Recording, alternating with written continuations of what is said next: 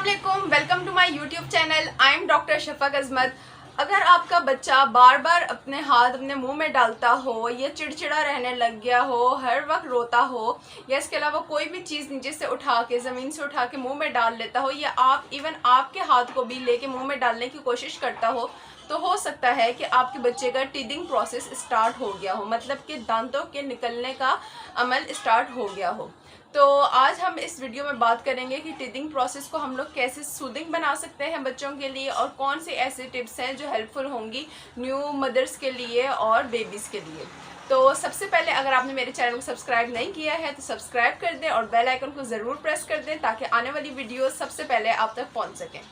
चलते हैं टॉपिक की तरफ। जैसे कि आप लोगों को पता है कि जब बच्चे का टीदिंग प्रोसेस स्टार्ट होता है या उसके दांतों का निकलने का अमल स्टार्ट होता है, तो उसमें होता क्या है कि बच्चे के मसूड़े सूज जाते हैं, या तो मसूड़े सूज जाते हैं या सख्त हो जाते हैं। ठीक है, बच्चे के मसूड़े सूज जाते हैं, वो हल्के हल्के लाल भी नज़र आने लग जाते हैं। तो क्या होता है कि बच्चे का टीदिंग का प्रोसेस स्टार्ट हो चुका होता है। अब ये टीदिंग का प्रोसेस जो होता है हर बच्चे में डिफरेंट होता है। कुछ बच्चों में 6 माह की उम्र में पहला दांत निकल आता है, और कुछ बच्चे का 1 साल के बाद भी पहला दांत निकलता है। ये कोई हार्ड एंड फास्ट रूल नहीं है कि अगर उस फलां के बच्चे का 6 महीने की उम्र में पहला दांत निकला है तो मेरे बच्चे का क्यों नहीं निकला। तो हर बच्चा मुख्तलिफ होता है, तो आपने इस चीज़ से परेशान नहीं होना। 1 साल के बाद बच्चे का पहला दांत भी निकल सकता है, 6 महीने में भी बच्चे का पहला दांत निकल सकता है, 8 महीने में भी बच्चे का पहला दांत निकल सकता है। तो इसमें परेशान होने वाली कोई बात नहीं है। 2 साल के अंदर अंदर बच्चे के दांतों का प्रोसेस मुकम्मल हो जाता है, मतलब कि उसके सारे दांत निकल आते हैं।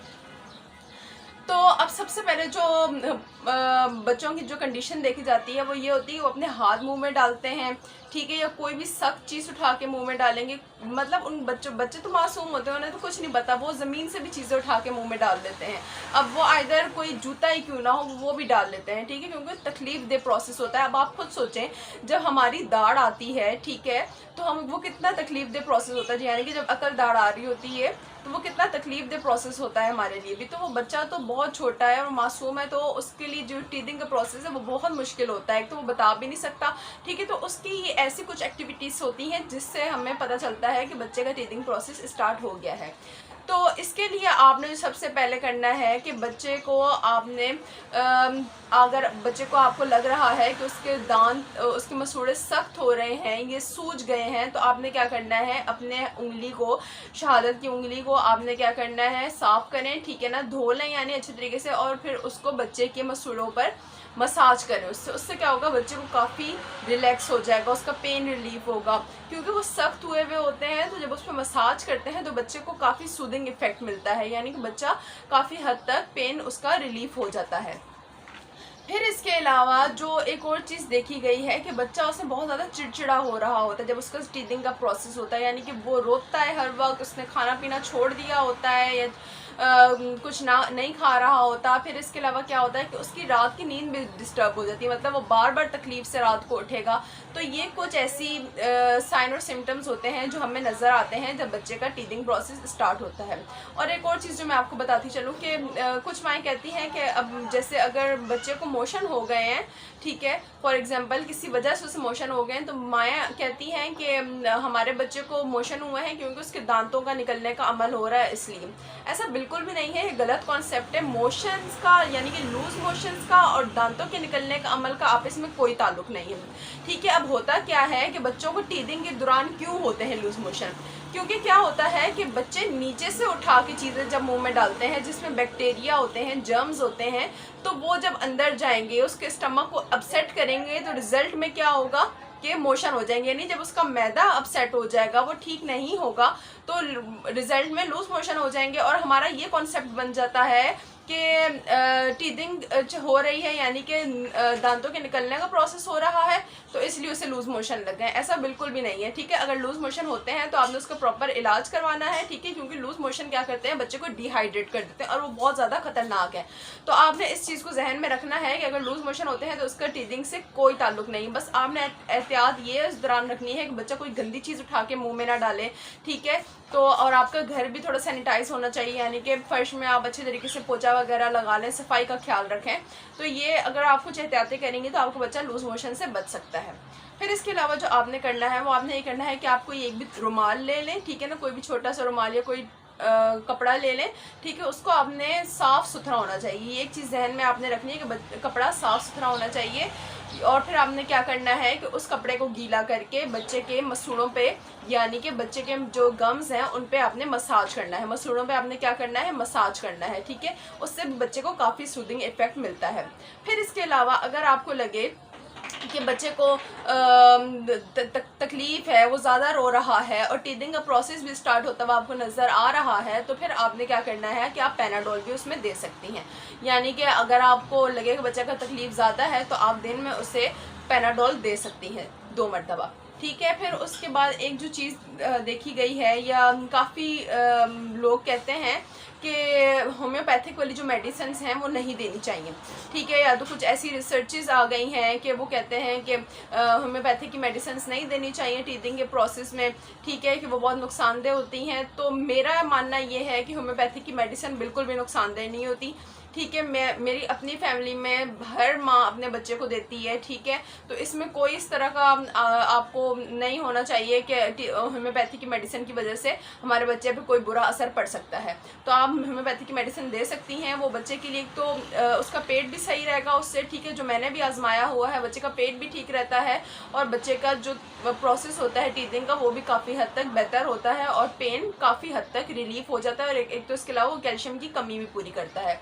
तो वो जो टीथिंग की जो मेडिसिन है होम्योपैथिक की वो है, मैं आपको दिखा देती हूँ, ये है बायो 21 इसे कहते हैं, ठीक है। ये आप देख लें, बायो 21 इसे कहते हैं टीथिंग की जो मेडिसिन होती है उसको, ठीक है। ये इस तरह की बोतल होती है और आप ये से दे सकते हैं बच्चे को। यानी कि अगर बच्चा आपका 6 महीने का है तो आप उसे दिन में सुबह 2 गोलियां इसकी दे सकती हैं, दोपहर को 2 दे सकती हैं और रात को भी 2 से दे सकती हैं। और ऐसा नहीं है कि बच्चे के गले में जाके फंस जाएंगी, ये आप पहले खुद डाल के देख सकती हैं। मतलब क्या होता है कि जैसे ही आप मुँह में डालेंगे तो ये गोली खुद ब खुद ही घुल जाती है मुँह के अंदर।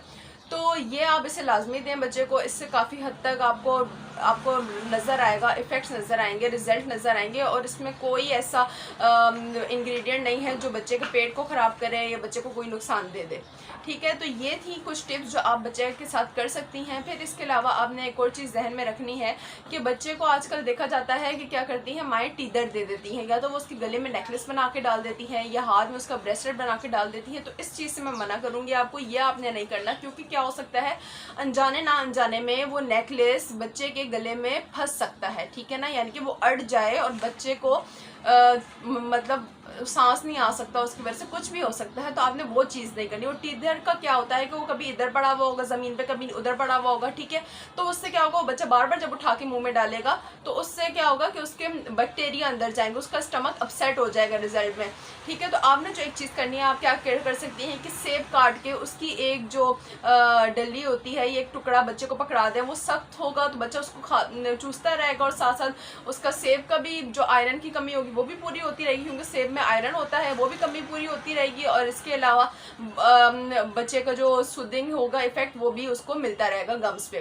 फिर उसके बाद आप जो दूसरी चीज़ कर सकती हैं वो है छुआरा, यानी कि ड्राई डेट। आप उसे भी लेकर बच्चे को दे सकती हैं, अंदर से गुठली निकाल लें आप उसकी और वो बच्चे को आप दें तो बच्चा उसको भी खाता रहेगा। तो साथ साथ उसको क्या होगा कि उसके जो सूजन है वो भी काफ़ी हद तक कम होगी और उसको बच्चे को सुकून भी मिलेगा। और आपने बस यही चीज़ें याद रखनी है कि एक और चीज़ जो मैं आपको बताती चलूँ कि आपने क्या करना है कि चम्मच ले लें, ठीक है ना, कोई भी मेटल का आप चम्मच ले लें, उसको आप फ्रिज में रख लें। ये नहीं आपने करना कि फ्रीज़र में आप रख देंगे और उसको जमाना है, ऐसा नहीं करना। फ्रिज में थोड़ी देर रख लें ताकि वो ठंडा हो जाए और फिर वो निकाल के बच्चे के मसूड़ों पर हल्का हल्का उसको फेरना उल्टी साइड से, ठीक है। तो इससे क्या होगा कि उससे भी काफ़ी हद तक बच्चे को फ़र्क महसूस होगा आपका। तो ये थी कुछ टिप्स जो आपने करनी है। और इसके अलावा आपने यही करना है कि बच्चे की सफाई सुथराई का ख्याल रखें, क्योंकि इस दौरान टीथिंग के प्रोसेस के दौरान बच्चे बहुत ज़्यादा नीचे से चीज़ें उठा के मुंह में डाल लेते हैं, उन्हें नहीं पता होता। तो उससे क्या होता है, रिजल्ट में स्टमक अपसेट हो जाता है और लूज मोशंस रख जाते हैं। तो ये आपने कुछ एहतियातें करनी है। उम्मीद है आपको पसंद आई होगी। तो मेरी वीडियो को लाइक करना मत भूलिएगा। आपकी कोई कमेंट्स में कोई क्वारीज या कोई क्वेश्चन हो तो वो आप भी मुझसे कमेंट सेक्शन में पूछ सकते हैं। मेरे चैनल को सब्सक्राइब कर दें और मिलते हैं नेक्स्ट वीडियो में। बहुत शुक्रिया, अल्लाह हाफिज़।